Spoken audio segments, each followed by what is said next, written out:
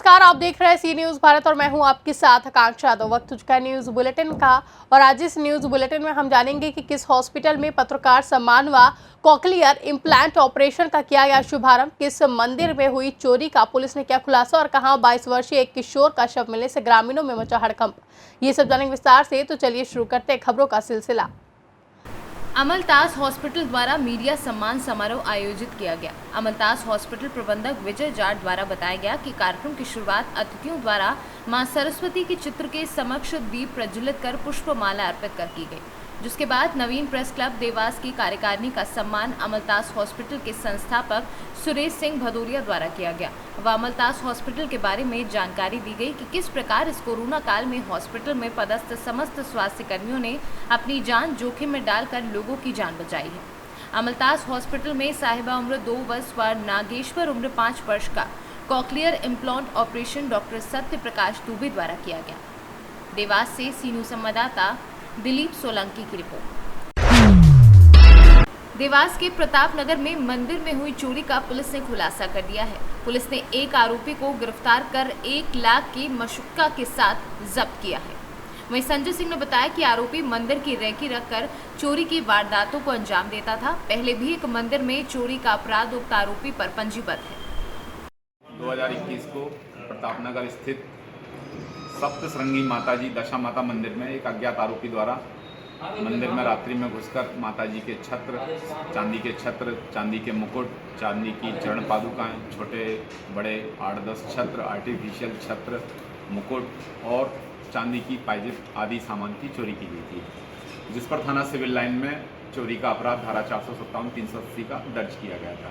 उक्त प्रकरण को जो है श्रीमान पुलिस अधीक्षक महोदय द्वारा गंभीरता से लेते हुए एक विशेष पुलिस टीम गठित की गई थी, जिस पुलिस टीम द्वारा घटनास्थल के आसपास के सीसीटीवी फुटेज और मुखबिर सूचना के आधार पर अजय चक्रधारी को और प्रजापति जाति है इसको पकड़ा गया था और इससे पूछताछ की गई। जब सख्ती से इससे पूछताछ की गई तो आरोपी के द्वारा घटना करना कबूल किया और चोरी गया मशरूका को बरामद कराया, जिसमें चांदी के छत्र हैं और चांदी के मुकुट हैं, पायल है और चरण पादुका हैं और अन्य सामान हैं। सर कितनी चोरी इसने कबूल करी? इसने जो है अभी तक 90% बरामदगी हो चुकी है माल की। लगभग 1 लाख रुपए का चांदी का मशरूका बरामद किया गया है और आरोपी जो है ये मंदिरों को ही टारगेट करता है और मंदिरों में ही चोरी करता है। देवास में किस जगह चोरी करी? इसमें पूर्व में जो है इटावा क्षेत्र में ही रामनगर भगवान राम के मंदिर में राम मंदिर में चोरी की थी, जिसमें एक दान पेटी और वहाँ से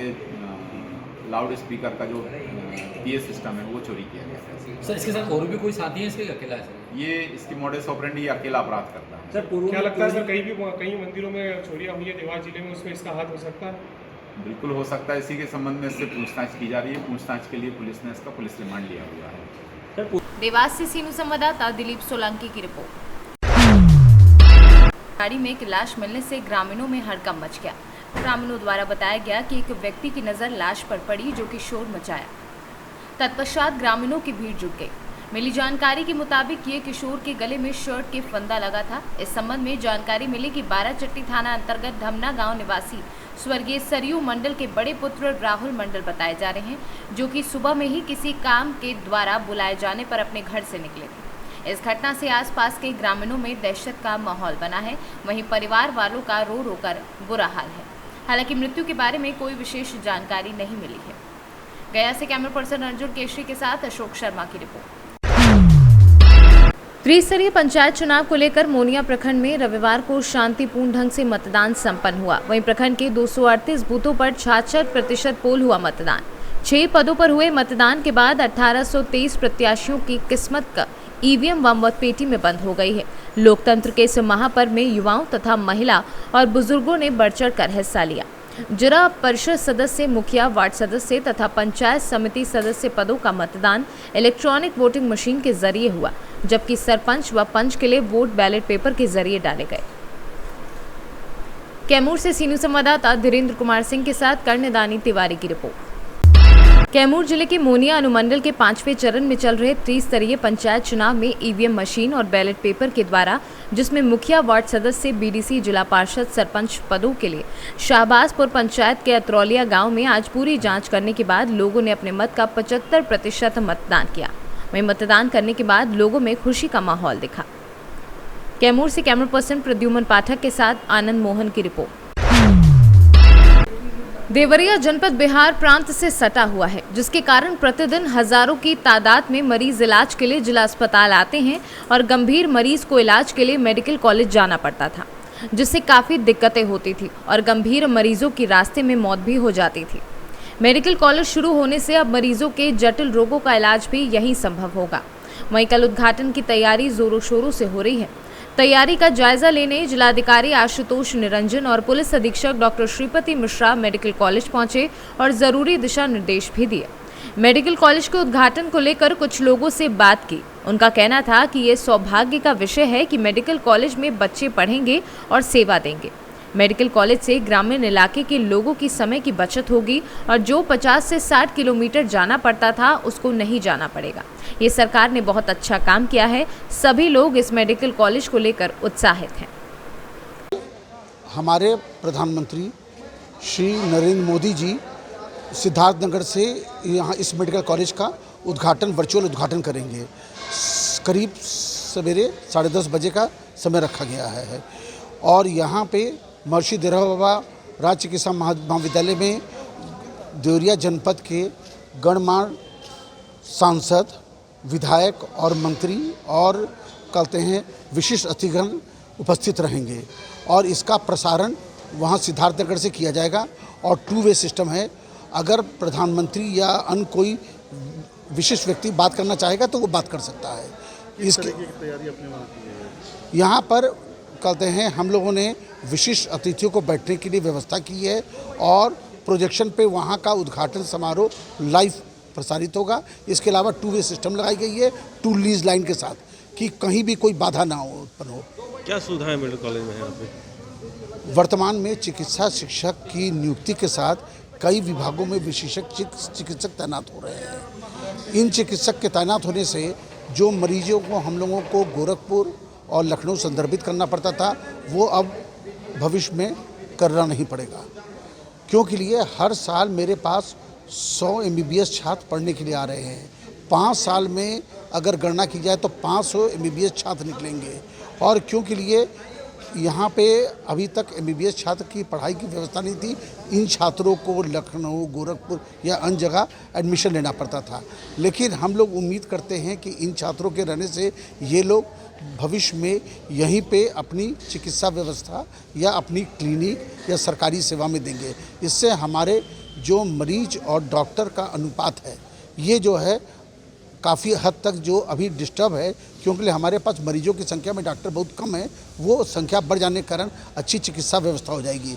दूसरा, मेडिकल कॉलेज में चिकित्सा शिक्षक विशेषज्ञों में तैनात होने के कारण कहते हैं कई विशेषज्ञ बीमारियों की इलाज यहीं पे संभव हो पाएगी।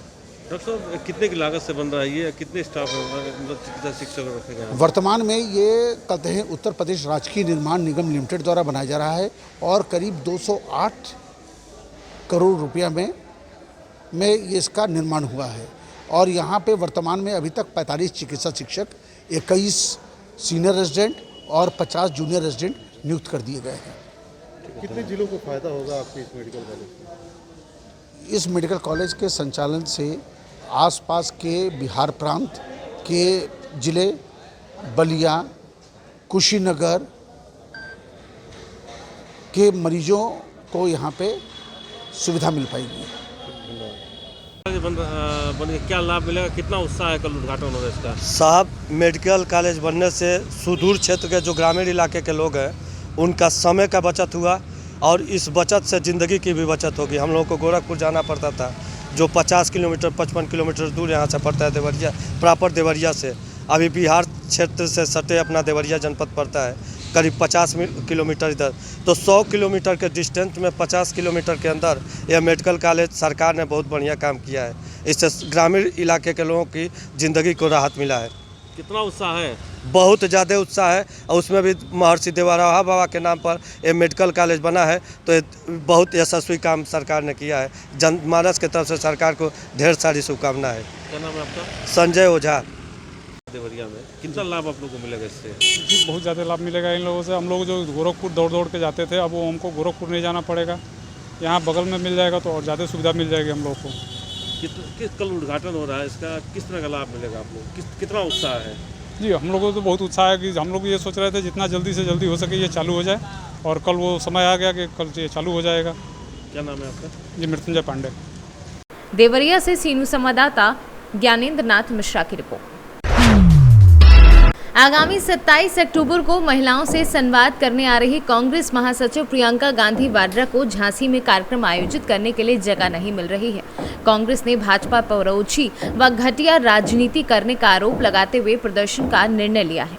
कांग्रेस के राष्ट्रीय सचिव प्रदीप नरवाल ने पत्रकारों से चर्चा करते हुए बताया कि प्रियंका गांधी का 27 अक्टूबर का झांसी आने का कार्यक्रम था। उन्हें कामकाजी महिलाओं से संवाद करना था, इसके लिए पैरामेडिकल का ऑडिटोरियम मांगा था। कई दिनों से प्रशासन बहानेबाजी कर रहा था, आज अचानक ऑडिटोरियम देने से मना कर दिया।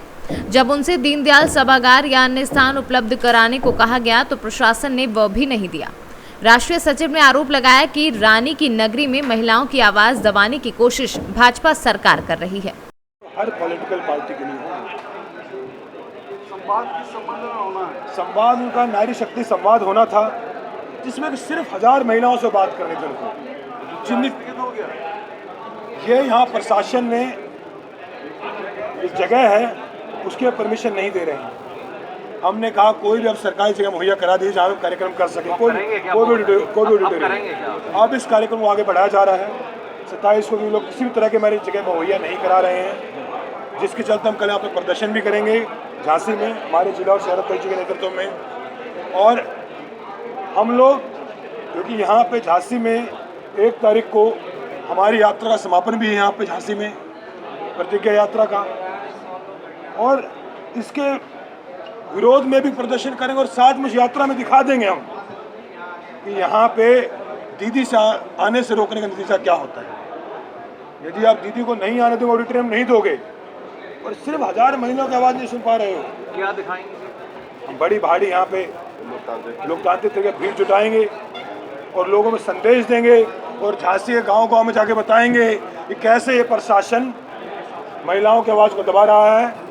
आखिर वह क्या करने आए? प्रियंका जी यहाँ पे आ रही थी, सिर्फ वो महिलाएं जो कि राजनीति में आगे बढ़ना चाहती, सामाजिक क्षेत्र में आगे बढ़ना चाहती हैं, जो शिक्षा के क्षेत्र में आगे बढ़ना, उनसे संवाद करना चाहती थी। जो आशा बहनें हैं, जो आंगनवाड़ी वर्कर हैं, जो मजदूरों के आंदोलन में काम करती। ब्यूरो रिपोर्ट, सी न्यूज़।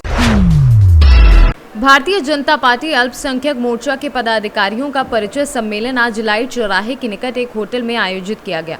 क्षेत्रीय अध्यक्ष हरजीत सिंह के मुख्य आतिथ्य में जिला अल्पसंख्यक मोर्चा के पदाधिकारियों का परिचय कराया गया।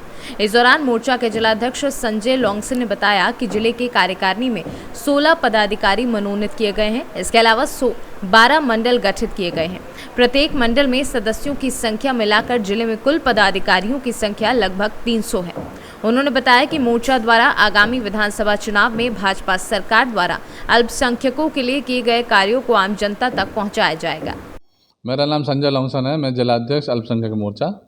आज की जो मीटिंग थी, आज की जो बैठक रखी गई वो परिचय सम्मेलन था, क्योंकि हमारी नई कार्यकारिणी और नया मंडल अध्यक्ष बनने के पहली बार हमारे क्षेत्रीय अध्यक्ष श्री अजीत सिंह छाबड़ा जी झांसी आए थे। उनके सामने हमने अपना सारे पदाधिकारियों का, सदस्य समिति का, सबका परिचय करवाया उनसे। संगठन है आपका?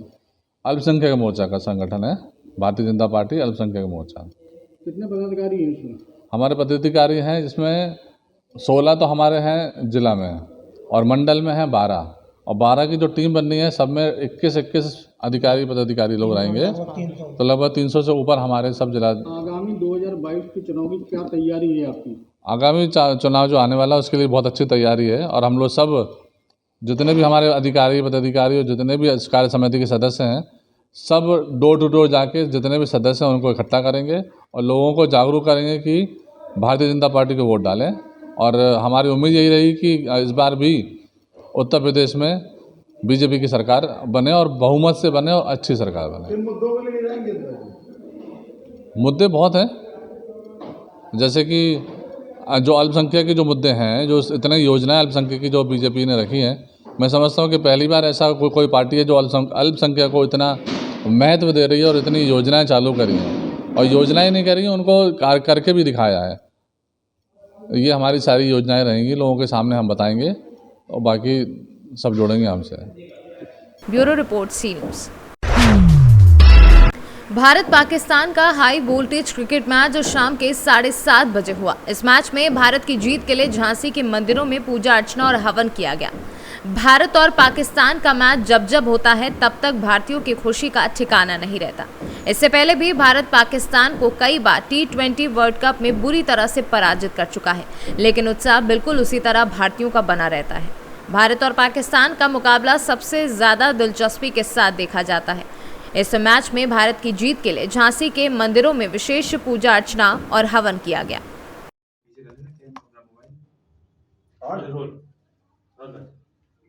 महाराज आज खास दिन है, किसको लेकर आज हवन किया आपने, क्या मनोकामना है? आज हमारे भारतवर्ष के लिए ऐतिहासिक जीवन का बहुत बड़ा दिन है। जिस भोग वसुंधरा महारानी लक्ष्मीबाई की कर्मभूमि झांसी में, जहाँ से इतिहास सदैव चलता रहा है, बदलता रहा है, आज भी हम अपने पुराने इतिहास पर चल रहे हैं। करवा चौथ के दिन माताओं की शक्ति लग जाती है पतियों को बचाने में। आज करवा चौथ का दिन है और आज भारत पाकिस्तान का जो मैच है, उस मैच में हमारी भारतीय टीम को पूर्व की भांति सदैव सफलता मिलती रहे। आज विशेष शक्ति उनको प्राप्त हो, खिलाड़ियों को, जो पूर्व से भी अधिक रन बनाकर हमें विजय दिलाएं। इसके लिए हम सभी भक्तों ने आज ये प्राचीन चांदवारी हनुमान मंदिर का प्रांगण, सिद्ध गुफा, जहाँ पर ऋषियों की, तपस्वियों की, साधनाओं की फलित भूमि है, आज उस भूमि पर यज्ञ किया गया। यज्ञ भगवान को हितार्थ किया गया ताकि भारतीय टीम को बहुत अच्छी शक्ति प्राप्त हो और निरंतर वो हम लोगों को पूर्व की भांति विजय देते रहें। ऐसी शुभकामनाओं के साथ सभी भक्तों के मन वांछित फल को प्राप्त करने के लिए आज हम लोग शाम को विजयी होंगे, ये सुनिश्चित है। ये वही प्रांगण है जहाँ पर मुख्यमंत्री योगी जी के लिए प्रार्थना की गई थी कि योगी जी मुख्यमंत्री बनेंगे, और पहला स्टेटमेंट हमारे उत्तर प्रदेश में हमारा इसी प्रांगण से गया था। तो आज भी हम पाकिस्तान को कई रनों से धूल चटा के और हम लोग उन्नति के पथ पर प्रदर्शित होंगे। हमारे सारे खिलाड़ी जांबाज बन करके टूटेंगे और बहुत अच्छी विजय दिला करके हम लोगों के मन की क्रिया को पूरा करेंगे। ब्यूरो रिपोर्ट, सी न्यूज़। झांसी में लोक जन संघर्ष पार्टी के तत्वाधान में सीपरी बाजार स्थित काशीराम पार्क के पास बुजुर्ग समाचार पत्र वितरण एवं हॉकर्स को सम्मानित किया गया। पार्टी के द्वारा सम्मान समारोह के संयोजक बुंदेलखंड अध्यक्ष फूल सिंह तोमर, 223 विधानसभा प्रत्याशी उत्तर प्रदेश अध्यक्ष मुमताज खान के मुख्य आतिथ्य में किया गया। क्या कार्यक्रम आयोजित किया गया आज? मेरा नाम फूल सिंह तोमर, मैं बुंदेलखंड अध्यक्ष लोक जन संघर्ष पार्टी एवं बुंदेलखंड गैस हॉकर कल्याण समिति से भी मैं अध्यक्ष हूँ। और मैं झांसी में हमारे जितने भी रामराजा गैस सर्विस के हॉकर बंधु हैं, बुंदेलखंड गैस सर्विस के हॉकर बंधु हैं, मैं उनको साथ लेके चलता हूं, वो मुझे साथ लेकर के चलते हैं। और ये जो लोकजन संघर्ष पार्टी आई है, एक नया सवेरा लाई है। इन्होंने मुझे उस लायक समझा कि बुंदेलखंड का अध्यक्ष पद देकर के मुझे गौरवान्वित किया, मैं उनका ऋणी भी हूँ। और इसके आगे जो लोकजन संघर्ष पार्टी जो नई बनी हुई है, ये बनी तो हुई थी 2012 में, 14 में, 16 में, लेकिन इसके बाद जो 2022 में आने वाले चुनाव में हमारे पार्टी के प्रत्याशी मिनिमम है कि उत्तर प्रदेश में 25 प्रत्याशी मैदान में उतारे जाएंगे। आज क्या कार्यक्रम आयोजित किया गया? आज के कार्यक्रम में हमारा ये कार्यक्रम था बुजुर्ग का सम्मान, समाचार पत्र वितरकों का सम्मान और गैस एजेंसियों पर कार्यरत हॉकरों का सम्मान। ये हमारे माननीय प्रदेश अध्यक्ष महोदय 223 विधानसभा प्रत्याशी माननीय श्री मुमताज खान जी के द्वारा ये कार्यक्रम रखा गया है और उन्हीं के आतिथ्य में सभी का सम्मान समारोह किया गया है। जी नमस्कार, मेरा नाम पवन कुमार रजक, लोक जनसंघर्ष पार्टी से यहाँ पर प्रदेश सलाहकार हूँ और यहाँ पर माननीय मुमताज खान जी जो कि प्रदेश अध्यक्ष हैं, उनके तत्वाधान में यहाँ पर हॉकर शो का एवं बुजुर्गों का सम्मान हेतु यहाँ पर हम लोग उपस्थित हुए हैं। हॉकर शो ने उत्तर प्रदेश में जिस समय कोविड-19 के तहत हम लोग बहुत ही अंदर से डरे हुए थे, लोगों के बीच में जाने से डर रहे थे, घर से बाहर तक निकलने में डर रहे थे, उस समय इन हॉकर्सों ने घर घर जाकर हम लोगों को सिलेंडर की सुविधाएं प्रोवाइड करवाईं और उन सुविधाओं के कारण हम लोगों के घर के चूल्हे जल सके, जिससे कि हमारे घरों का भरण पोषण हो सका। इसलिए उसी तत्वाधान में हम लोगों ने हॉकर्स के सम्मान हेतु यहाँ पर प्रस्तुत हुए हैं और एवं उन्हें सम्मान दिया। Bureau report C news. फिलहाल के लिए बुलेटिन में बस इतना ही। देश और दुनिया की तमाम बड़ी खबरों के लिए बने रहे न्यूज़ भारत के साथ। हर खबर आपके साथ, आपके हाथ।